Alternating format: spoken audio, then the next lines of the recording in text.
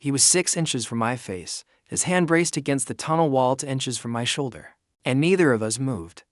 That was the moment I understood that I was in real trouble. Not the kind that dispatch can root around. Not the kind you can isolate and de-energize and walk away from. The permanent kind. The kind that reorganizes everything downstream. My name is Emeric Dahl. I'm 36 years old, and I have driven the MBTA Red Line for 11 years. I know every inch of track between Alewife and Braintree, the way some people know their own handwriting, by feel, by rhythm, by the specific sound a curve makes at speed when everything is right, and the specific sound it makes when something isn't. I have pulled a train to an emergency stop in a flooded tunnel. I have held a consist steady during a signal failure that took out half the system. I have, on 3 separate occasions, talked to passenger through a panic attack over the intercom while simultaneously coordinating with control. I am not a man who loses his footing easily, but 6 inches, and neither of us moved. I need to back up. The earthquake hit Boston on a Thursday morning in late October, for 0.8 magnitude, centered about 12 miles southwest of the city near the Dedham fault system, which most seismologists had spent decades describing as historically quiet. It lasted 19 seconds. In geological terms, that is barely a clearing of the throat. In infrastructure terms, 19 seconds at 4.8 is enough to crack century-old masonry, shift tunnel linings by fractions of inches that matter enormously, and send every emergency coordinator in a major transit system into a very specific kind of controlled panic. I was inbound on the Red Line, just past Charles MGH station when it hit. The consist shuddered, not the familiar rhythm of a track irregularity, not the sway of a crossover switch, but a deep, lateral movement that came from the ground itself, from somewhere below the infrastructure, from the bedrock that the whole city sits on and mostly forgets about. My hands were on the controls before the motion fully registered. I throttled down, activated the emergency brake, and got on the radio. Control, this is train 47. Red Line inbound, position Charles, MGH plus 200 meters. I have ground movement, requesting immediate track hold and inspection protocol. Control's response took for seconds. In a tunnel, for seconds is a long time. Train 47, confirmed. Citywide seismic event. Hold position. Do not advance. Dispatch is routing inspection teams now. I held position. The consist was steady. The lights were on. 41 passengers in my train, none of them knowing yet how much the next 2 hours were going to cost them in terms of schedule and composure. Most of them already on their phones. What I didn't know yet, what I had no way of knowing, from inside that tunnel, was that the quake had caused a partial ceiling fracture in the ventilation shaft approximately 80 meters ahead of my position, and that one of the first responders dispatched to assess the damage would be a man named Calloway Fenn. Wait, because what Calloway Fenn was doing in that tunnel is not what you'd expect. He was not technically supposed to be there. Calloway is 33 years old and works as a charge nurse in the emergency department at Massachusetts General Hospital, which sits almost directly above the Charles MGH station.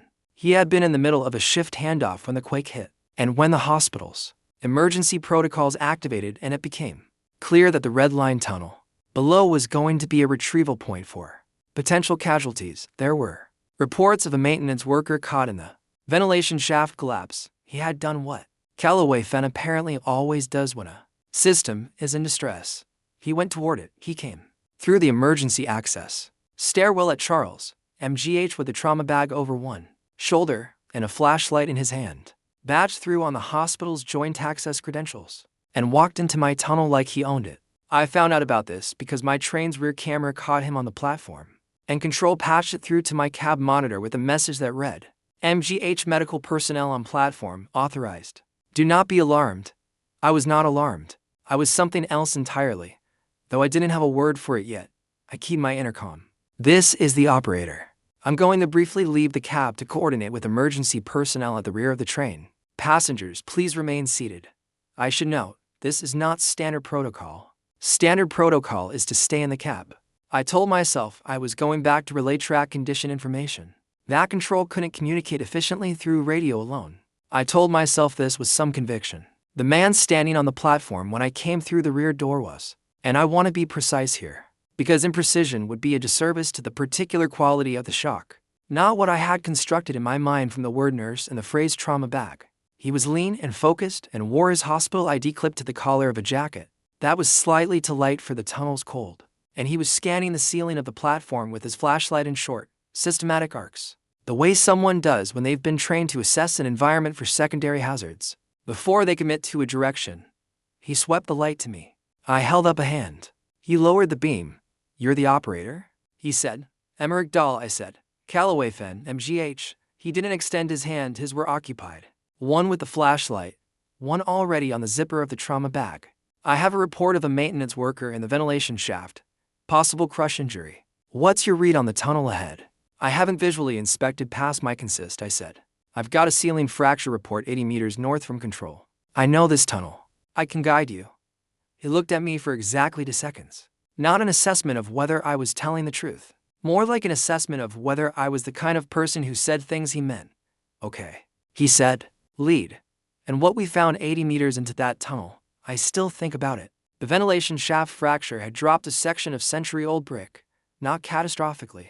Not a collapse. But enough to partially block the maintenance walkway, and enough to trap a worker named Dennis. 51 years old. 23 years with the MBTA. Who had been checking shaft sensors when the quake hit.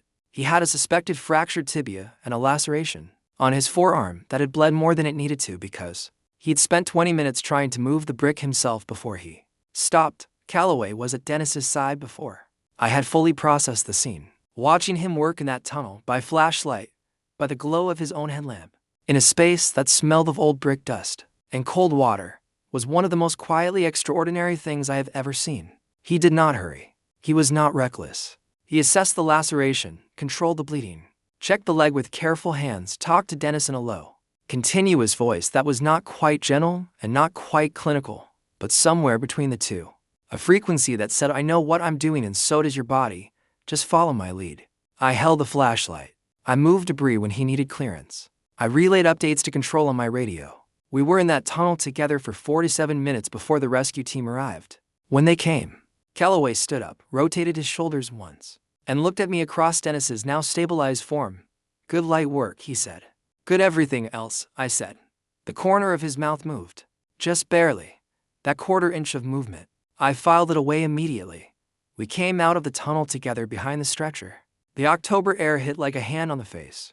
Cold and real after the close dark of the shaft corridor. Emergency vehicles on Cambridge Street.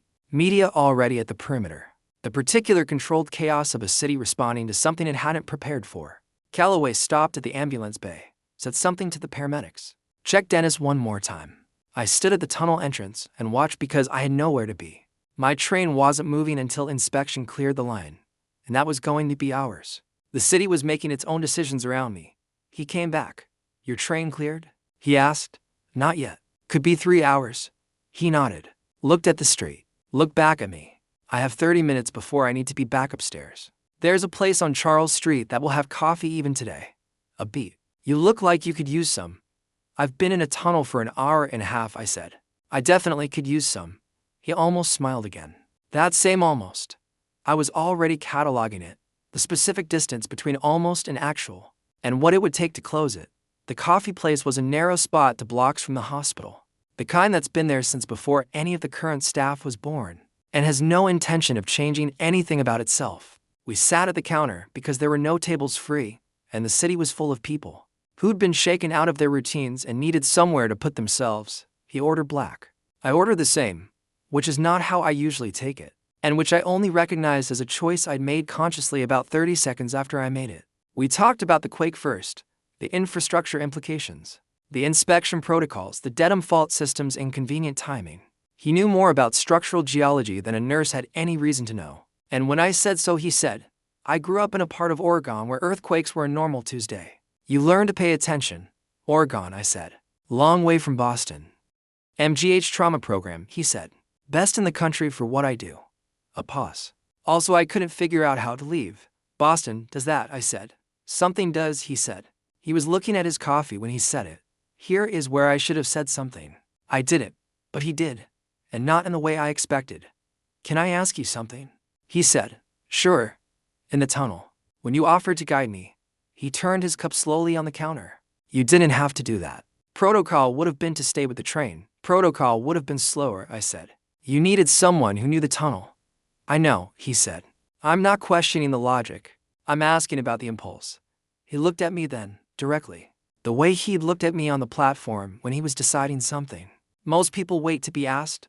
I thought about that. I've been running this line for 11 years, I said.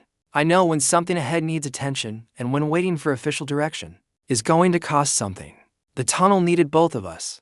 The tunnel, he said, with a faint emphasis that made it slightly unclear whether he was talking about the tunnel. I held his gaze. The situation, I said. Yeah, he said. The situation. We drank our coffee. Outside, Cambridge Street was doing its slow return to normal, police tape coming down, foot traffic resuming. The city absorbing the morning's disruption with the particular Boston quality of getting on with it before he left. He put his card on the counter. MGH Emergency Department, Calloway Fenn, RN, a number handwritten on the back. Not the same as the printed front number. Interagency coordination, he said, straight-faced. Completely standard, I said. That almost mile closed the distance by about 50%, which was, I was beginning to understand, precisely as far as Calloway Fenn moved until he decided to move all the way. He texted that evening, Dennis is stable. Tibia's clean fracture, should heal well. Thought you want to know. I wrote back, I did. Thank you for going in. He wrote, thank you for the light. I looked at my phone for a while after that. My apartment was quiet. Outside, Boston was doing what it does after a disruption, knitting itself back together, block by block, with the slightly offended efficiency of a city that takes its own resilience personally. I thought about a man who went toward the broken thing, who assessed before he committed, who talked to a frightened person in a dark tunnel in a frequency, calibrated to land exactly where it was needed. I thought about almost miles, and the specific mathematics of closing distance. I did not sleep, especially well. We met for dinner 12 days later. He picked the place, a spot in the South End, the kind of Boston neighborhood restaurant that feels like it exists slightly outside of time. All dark wood and low light, and a menu that hasn't changed much since the 90s, and doesn't need to. He was already there when I arrived, which I noted because I was 7 minutes early, and he was already there. He was reading something on his phone, and looked up when I came in with the focused attention he brought to everything, like whatever he'd been reading was immediately, completely set aside. You're early, I said.